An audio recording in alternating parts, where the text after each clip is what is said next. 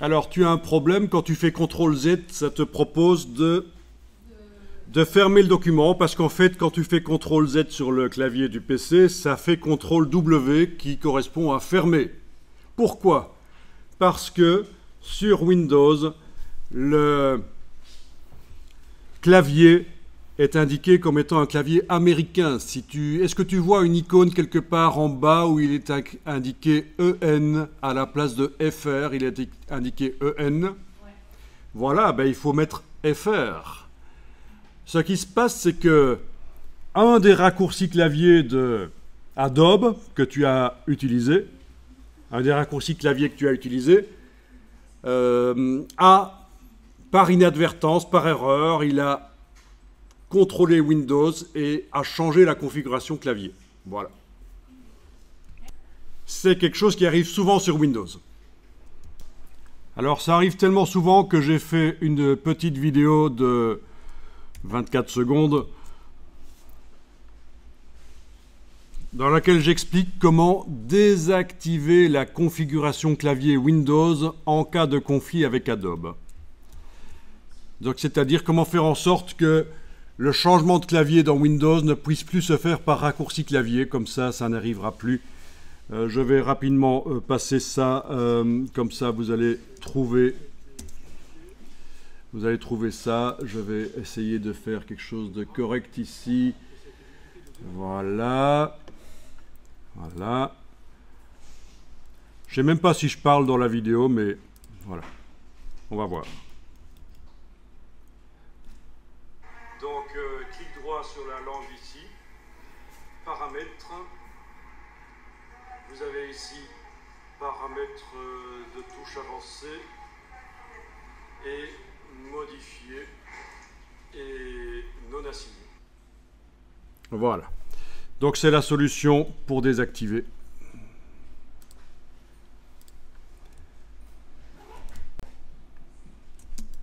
Bien, donc c'est un peu bizarre, bien sûr, parce que les pattes arrière sont censées être derrière le petit talus, et là, on a l'impression qu'il marche un peu comme un crabe. Mais vous allez voir qu'on va pouvoir corriger ça, justement avec la marionnette.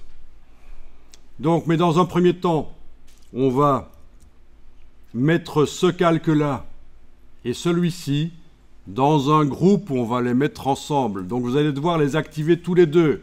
Clic et CTRL-clic sur le PC ou commande-clic sur le Mac. Et je ne clique pas sur la partie vignette, là, sur la partie... je clique là, à droite du nom. Voilà. Il faut arriver à activer ceci et ceci. Les deux. Puis, quand les deux sont activés, vous cliquez sur l'icône du dossier et vous avez... Il n'y va pas parce que j'ai oublié quelque chose, bien sûr. Ah, l'arrière-plan est verrouillé. Donc, avant ça, ah ben voilà, apparemment il s'est déverrouillé tout seul. Je vais aller en arrière pour vous montrer que normalement il faut déverrouiller l'arrière-plan en double-cliquant sur lui, le transformer en nouveau calque, calque 0, OK, le verrou est parti. Et puis là, j'active les deux calques avec la touche CTRL et PC aux commandes du Mac, je clique sur le dossier et là ça marche. Voilà. Oui, l'arrière-plan étant verrouillé, il ne pouvait pas aller dans un groupe, mais on le déverrouille et ça marche.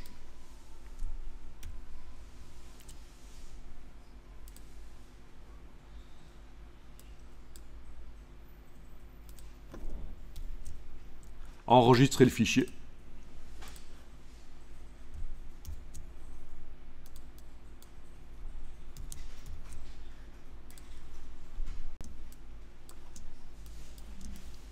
Donc ça, c'est une manière de réunir des calques ensemble, le groupe. Est-ce qu'on sait mettre sur le groupe la déformation de la marionnette? Non, c'est grisé. Il va falloir qu'on utilise l'autre manière de réunir des calques ensemble. C'est clic droit à droite du nom et convertir en objet dynamique. Bon, bien sûr, on retrouve ça également dans le menu calque en haut de l'écran. objet dynamique, convertir en objet dynamique. Et donc, c'est une autre sorte de groupe. Voilà. Et là, on sait mettre la déformation de la marionnette. Menu édition, déformation de la marionnette. Voilà. Ah, ça ne marche pas. J'ai fait une erreur. Ouais, j'ai fait une erreur, j'ai fait n'importe quoi. Excusez-moi, on va aller en arrière. On va aller en arrière. Vous faites des CTRL Z. Voilà. Vous revenez avec CTRL Z jusqu'au moment où on était dans le groupe, là. Ben oui. Voilà, ben c'est pas grave, hein. Ça peut arriver de se tromper, d'oublier des choses. Donc j'ai fait CTRL Z. Et ce que j'ai oublié, c'est quoi? Si je veux faire une déformation sur la lionne, mais il faut que j'enlève le décor autour. Donc j'active dans le groupe, là, j'active le calque de la lionne. Je vais aller chercher dans la palette couche, la silhouette de la lionne améliorée au pinceau. Avec la touche CTRL, je clique sur la vignette là. Donc, dans la palette des couches, c'est toujours RVB qui est activé. Je travaille sur l'image, mais je suis allé récupérer la silhouette améliorée. Voilà, elle est là.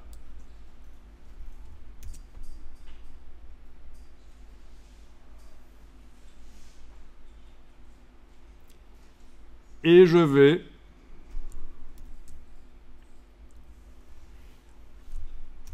ajouter un masque en cliquant sur l'icône de masque. Voilà. Ce qui est blanc dans le masque laisse apparaître les pixels. Ce qui est noir fait disparaître. Résultat, ben, le décor autour de la lionne a disparu.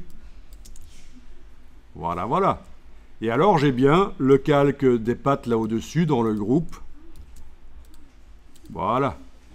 On le voit. Le calque des pattes là, voilà.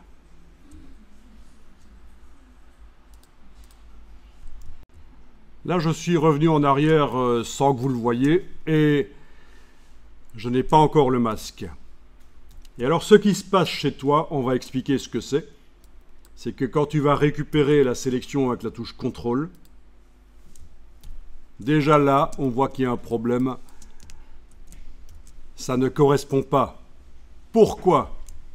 Eh bien, c'est parce que à un certain moment du travail, et là je vais désélectionner, sélection, désélectionner, à un certain moment du travail tout à l'heure, quand tu étais sur la couche alpha, tu es allé avec l'outil de déplacement de pixels, modifier la position de la silhouette dans la couche alpha.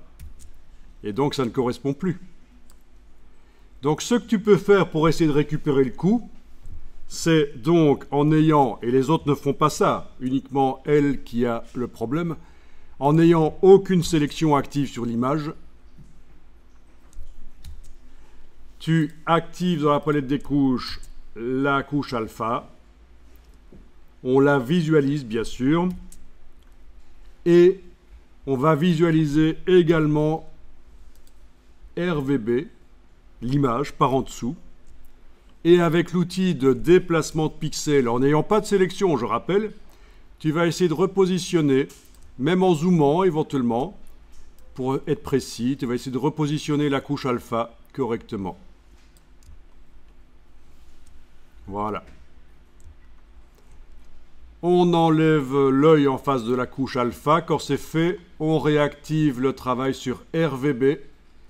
Donc sur l'image, on a le calque qui est activé, le calque de toute l'image en quelque sorte. On récupère la sélection avec la touche CTRL du PC aux commandes du Mac. On affiche le masque. On applique le masque. Et voilà, ça devrait aller. Alors bien sûr, j'aurais pu aussi déplacer la sélection en pointillé, c'était une autre solution. Dans Photoshop, il y a toujours plein de solutions. Ce qui caractérise Photoshop, c'est que c'est un logiciel extrêmement souple dans son fonctionnement. On peut arriver au même résultat par différentes manières. C'est pour ça que quand vous voyez sur le web, sur YouTube, un tuto qui vous explique une recette, comment dessiner des tortues avec Photoshop, ou des choses comme ça n'a aucune valeur, en fait, quasiment rien. Ce qui compte, c'est d'apprendre le fonctionnement des outils, et puis après, vous, par vous-même, vous devez les combiner dans vos projets. Donc, tout tuto sur YouTube qui vous apprend à faire quelque chose de très précis au niveau graphisme, au niveau résultat final, ça a moins de valeur qu'un tuto qui vous apprend le fonctionnement des outils. Un peu comme on fait ici, quoi. Alors vous pourriez dire, oui, mais là on est en train d'apprendre à faire une lionne sans son décor. Ben oui, mais sauf que ça pourrait être autre chose qu'une lionne, quoi. Ça aurait pu être un cheval, ça aurait pu être un aspirateur, ça aurait pu être autre chose. Voilà, c'est transposable. Donc méfiez-vous des choses sur YouTube ou les tutos sur le web qui ne sont pas transposables. Si on vous apprend à faire des tortues mais que vous ne pouvez pas le transposer à des chevaux ou à des chats, c'est foireux. Bien, donc voilà le résultat. On a un masque. On va enregistrer l'image encore une fois.